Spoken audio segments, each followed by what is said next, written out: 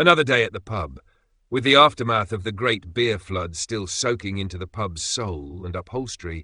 David, ever the optimist, or perhaps just at the end of his rope, burst open the old pub piggy bank, a faded plastic model of Prince Charles with a chipped ear, and declared, "It's time for a refurbishment."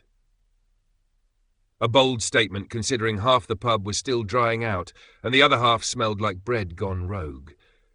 But spirits were middling, and that was enough. By midday, a van screeched up outside, belching steam and questionable vibes. Out lumbered a group of construction workers who looked as though they'd just escaped from a prehistoric version of DIY SOS. Their combined IQ barely beat that of the pub's rat, and only because the rat occasionally read the crossword upside down.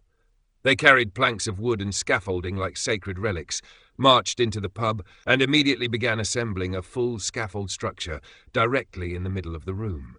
It reached the ceiling but served no purpose other than to knock over 3 chairs and confuse Gunther, who spun in circles trying to bark up it. David, wiping a pint glass that hadn't been used since 1997, asked cautiously, "Excuse me, what exactly are you doing?" One of the workers, shirtless, inexplicably, looked up, nodded solemnly, and let out a sound like a kettle giving up on life.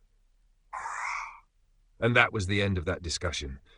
Within minutes, they began yanking up the pub's carpet with their bare hands, grunting in triumph with each square foot removed like ancient treasure hunters. Beneath years of beer stains and lost crisps, something clunked. A dull thud, a trapdoor. Dusty, wood-warped, and clearly not touched since the dawn of time, or at least the late 80s. It had something resting on top of it, wrapped in old butcher paper and bound with string. One of the workers held it up like it was the Holy Grail. Brian naturally snatched it from their hands with the efficiency of a man who hadn't had a good mystery in days. He ripped the paper open and held the object aloft. A key. Heavy, ornate, aged bronze. And etched into its side, sarcophagus. The pub fell silent. All eyes turned to the corner where the sarcophagus had sat since that mysterious delivery weeks ago. Forgotten, untouched, used briefly as a hat stand.